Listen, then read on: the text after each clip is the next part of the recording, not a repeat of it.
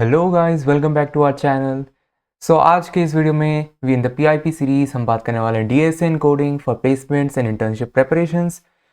हम आगे बढ़ाने वाले हैं हमारी जर्नी को। Hello guys, welcome back to our channel. PIP series में हम बात कर रहे हैं DSN coding for placements and internship preparations की। हमारे इस जर्नी में हमने अभी सॉर्टिंग एंड सर्चिंग की बात की है, सॉर्टिंग की बात कर रखे हैं, बाइनरी सर्च पर बात हो रखी है। Now we are going to complete the complete searching. So let's make our concepts crystal clear. तो कंप्लीट सर्च में हमने बात की थी सबसे पहले how to generate subsets of a given set. That was our first type. Second type में हम देखने वाले हैं how to generate permutations of a given set. So this is when our search space का size order of n factorial का हो जाता है। So given an element set, how do you generate all of its permutations. तो उसके सारे permutations को आप कैसे जनरेट करेंगे? इट मीन्स कि हमारा जो सर्च स्पेस है it will iterate through each and every permutation.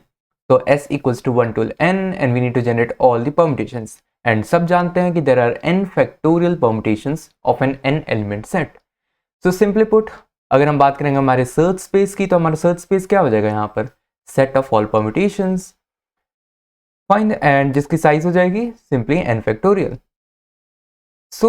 अब हम एक n फैक्टोरियल के साइज के परम्यूटेशन सर्च स्पेस को आइटरेट करने वाले हैं। Let's see how can we efficiently iterate over all these. See, when I say efficiently, the only way possible is big O of n factorial, right? इससे कम में तो हम कर ही नहीं सकते हैं। हमने पहले भी बात की थी, कंप्लीट सर्च हम तभी करते हैं जब ऑप्टिमल एल्गोरिथम्स एग्जिस्ट नहीं करते हैं। सो इसके भी दो मेथड्स हैं। First method is simple using the recursion method. So it's a kind of like general method जब हम कभी भी यूज कर सकते हैं। So again we are going to use the recursive functions call. Recursive function call करेंगे void search. अब search क्या करके देगा? This function is going to add one by one elements into my current running permutation. So it is very much similar to जैसे हमने subsets की बात की थी। अब यहाँ पर क्या हो रहा है? सो this is a vector permutation जो कि हम स्टेप बाय स्टेप बिल्ड करने वाले हैं। सो परम्यूटेशन इज अ वेक्टर जिसके अंदर हम एलिमेंट्स एक के बाद एक के बाद एक डालेंगे। ये वर्किंग को समझने के लिए एक बहुत प्यारा सा एग्जांपल लेते हैं। तो लेट्स से कि n की वैल्यू मेरी 3 है। n की वैल्यू 3 है तो we all know there are 6 permutations possible, correct? So अब इसको रिकर्सिव, ये जो इसकी जो रिकर्सिव ट्री बनेगी और what we call a search tree, उसको बनाते हैं। And you see that search tree helps us a lot in understanding this code, right? तो कोड क्या है? We have recursive function void search. अब void सर्च क्या करता है इसको ऐसे समझो। Each call to the function adds one element inside the permutation vector. So what we are doing, we are incrementally building a permutation vector. So एक vector of int of size n है permutation vector and we are incrementally building it, right? एक एक करके हम उस vector के अंदर elements को push करते जा रहे हैं। Now if you look, जब भी अब उसके अंदर हम n elements push कर चुके होंगे मतलब वो permutation complete हो चुका है। So we can just process the permutation from there. Function क्या कर रहा है? Function हर बार जब भी आप इस search को call करोगे loop चलाएगा। So let's say n की वैल्यू 3 है. So for n equals to 3, we are going to just build the search tree and understand this code, right? So n equals to 3 के लिए हर बार ये जो loop है वो 3 बार चलेगा. For I is equals to 0, I is equals to 1 and I is equals to 2. तो हर call of this function I 3 बार होगा, 0, 1, 2, 3 बार ये function चलेगा. Chosen of I represent कि जो मेरा अभी current running permutation है जिसको मैं build कर रहा हूँ उसके अंदर I अभी है या नहीं है. So chosen of I means I has already been chosen in the current running function. Current running permutation. अगर chosen of I false है मतलब I has not been chosen.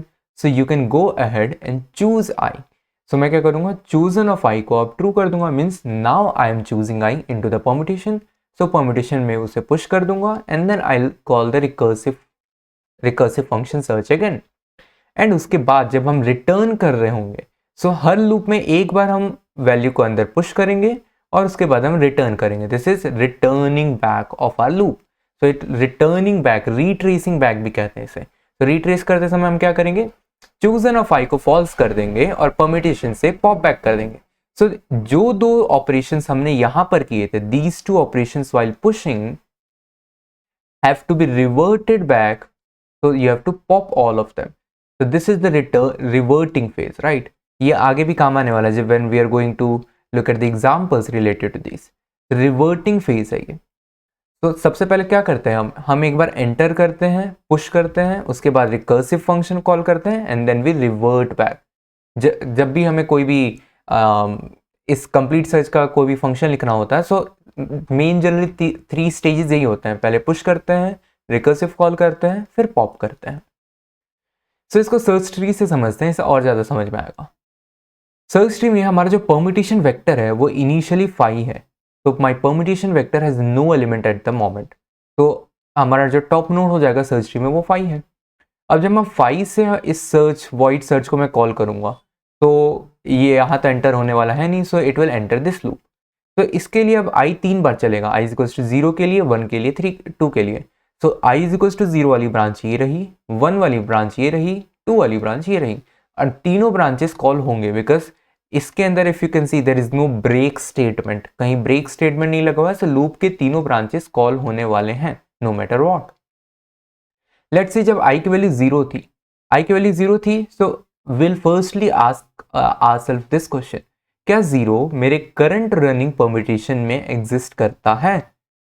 सो 0 मेरे करंट रनिंग परम्यूटेशन में एग्जिस्ट नहीं करता है because वो तो अभी 5 है, तो I will push 0 in, so I will push, मैं पुशिंग वाले स्टेज में, दिस स्टेज, सो हम मेरे करंट रनिंग परम्यूटेशन में अब 0 हो गया। उसके बाद मैं 0 के अंदर जो भी करना है वो काम करूंगा एंड देन तो it is like this search call. तो अगर आप सिर्फ इस ब्रांच को देखो, तो इस ब्रांच में मैंने 0 को पहले पुश किया, पुश करने के बाद मैं इसका रिकर्सिव कॉल करूंगा, तो रिकर्सिव कॉल करेगा, वो आगे जाने वाले कुछ कुछ फंक्शंस को कॉल करेगा, I don't care about that. तो मैंने पुश किया, मैंने रिकर्सिव कॉल किया, then I need to pop, तो ये इसका रिवर्टिंग फेज है।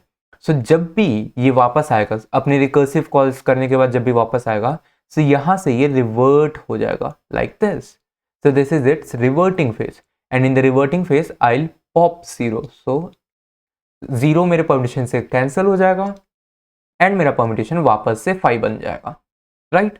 अब तो समझ गए ना, सो इस ब्रांच में आई इक्वल्स टू 0 वाली ब्रांच में हमने 3 चीज की, सबसे पहले 0 को पुश किया परम्यूटेशन में तो 0 आ गया, उसके बाद सर्च किया मीन्स रिकर्सिव कॉल की, तो वो आगे जो भी अपना फंक्शन है वो करने वाला है, वो हम आगे देखेंगे।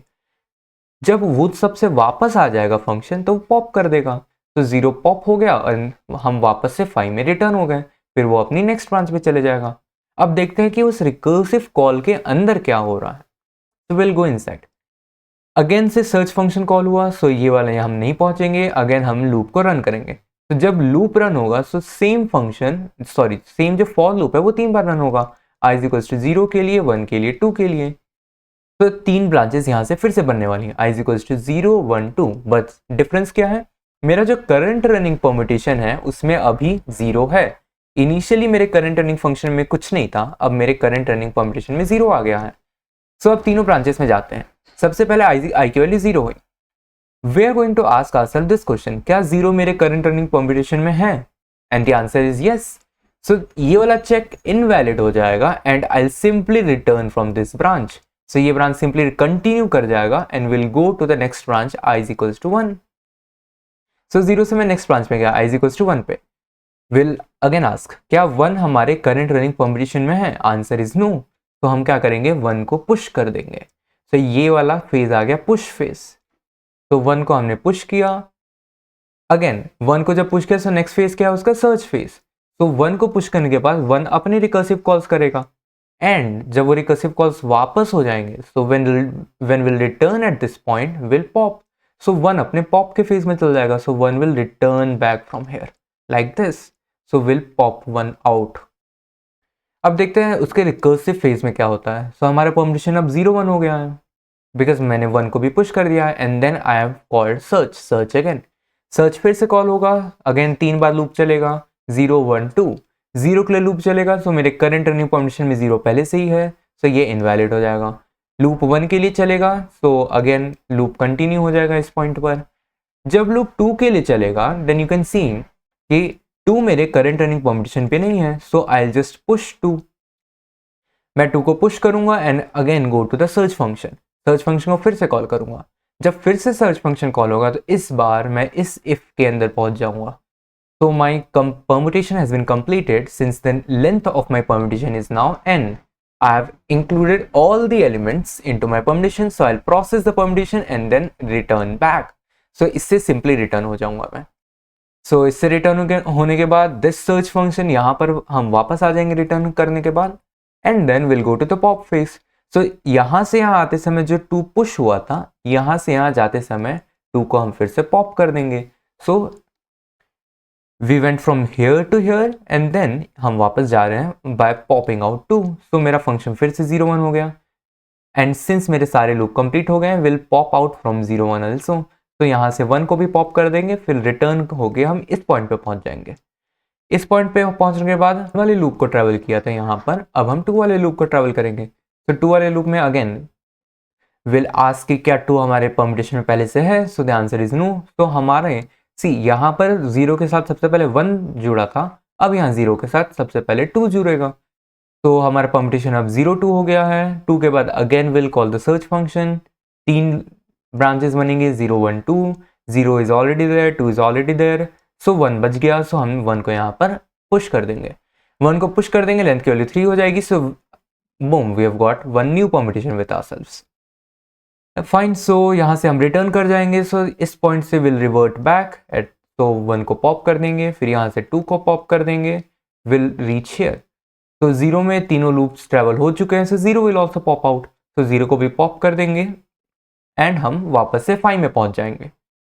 तो हमारा पॉइंट ऑफ कैलकुलेशन 5 में पहुंच गया है. तो 5 के लिए 0 वाली कंप्लीट ब्रांच हो चुकी है. तो 5 अब 1 वाली कंप्लीट ब्रांच को बुलाएगा. तो 5 के लिए 1 में अब सबसे पहले इन परम्यूटेशन में 0 सबसे आगे था, अब परम्यूटेशन में 1 सबसे आगे होने वाला है. And in a very similar way 1 भी आगे अपने ब्रांचेस को बनाएगा and 1 will also yield 2 more permutations. So similarly 2 की भी ऐसे ब्रांच बनने वाली है and you can just draw out the complete search tree. So इस सर्च ट्री को देखने के बाद आपको समझ में आ गया होगा कि ये रिकर्सिव फंक्शन कर क्या रहा है. तो we are doing simply at every point of time हम हर बार लूप को ट्रैवल करते हैं 3 बार, 0 1 2. हम देखते हैं वैल्यूज मेरे पास पहले से हैं या नहीं. अगर नहीं है तो हम उस ब्रांच में एंटर कर जाते हैं बाय पुशिंग. रिकर्सिव फंक्शंस को कॉल करते हैं और जब हम रिटर्न करेंगे, वो रिकर्सिव फंक्शन अब जब रिटर्न करेगा तो हम अपने आप को रिटर्न कर देंगे by popping out. Fine, so this is how we can code in general any permutation. So जब हमें एक given set n के सारे permutations को iterate करना होता है, this is how we iterate over all the permutations of a given n element set. There is one more simpler method which is given to us by the C++ itself. So there is an inbuilt C++ function present in the standard library which is called next permutation. So ये algorithm हमें क्या return करके देता है? See, there is a permutation vector. सबसे पहले हमने एक permutation vector बनाया जिसके अंदर हम सारे permutations को स्टोर करेंगे. सबसे पहले हम इसको इनिशियलाइज कर देंगे, परम्यूटेशन वेक्टर को हम इनिशियलाइज कर देंगे with the very trivial permutation. उसके बाद हम एक डू वाइल लूप चलाएंगे and will call. While loop में हम क्या करेंगे, इस फंक्शन को कॉल करेंगे. What is this function? Next permutation. So C++ का फंक्शन है नेक्स्ट परम्यूटेशन. इसको एज एन इनपुट क्या चाहिए, किसका नेक्स्ट परम्यूटेशन आपको चाहिए. सो उसका एक बिगिनिंग पॉइंटर और उसका एक एंडिंग पॉइंटर, इसको एज अ पैरामीटर चाहिए. सो हम परम्यूटेशन डॉट बिगिन, ये जो हमारा वेक्टर है जिसके हम नेक्स्ट परम्यूटेशन चाहते हैं, इसका beginning iterator and ending iterator दोनों को पास कर देंगे. सो ये नेक्स्ट परम्यूटेशन हमें क्या देगा, इसका नेक्स्ट परम्यूटेशन इसी में. तो परम्यूटेशन जो वेक्टर है उसी के अंदर स्विचिंग्स करके इसका नेक्स्ट परम्यूटेशन बना के हमें दे देगा. And it will return 1. It will return 1 till the point जब लास्ट परम्यूटेशन नहीं एग्जिस्ट हो जाता. सो अगर परम्यूटेशन की value n-1 up till 2 and 1, जब परम्यूटेशन वेक्टर की वैल्यू ये हो जाएगी तो इसका नेक्स्ट परम्यूटेशन हमें 0 रिटर्न करेगा, बिकॉज इसका कोई नेक्स्ट परम्यूटेशन एग्जिस्ट ही नहीं करता है. तो will come out of the while loop. So this is a next method using which you can generate all the permutations. Fine, so हमने complete search की बात की. complete search में 2 types देखे. first type is generating all the subsets of a given n element set. next type में हमने बात की generating permutations of an n element set. दोनों के हमने 2 methods देखे. one was recursive function calls को use करके हम कैसे subsets of permutations generate करेंगे, and दूसरा was using inbuilt functions. उसके बाद हम देखने वाले हैं एग्जाम्पल्स ऑफ कंप्लीट सर्च। सो अभी तक हमने जो बात की उसको कैसे अप्लाई करना है, will be looking a very famous example of n queens problem. We hope you liked this video and it was able to add some value to your DSA and coding journey. Do hit the subscribe and the like button and see you again.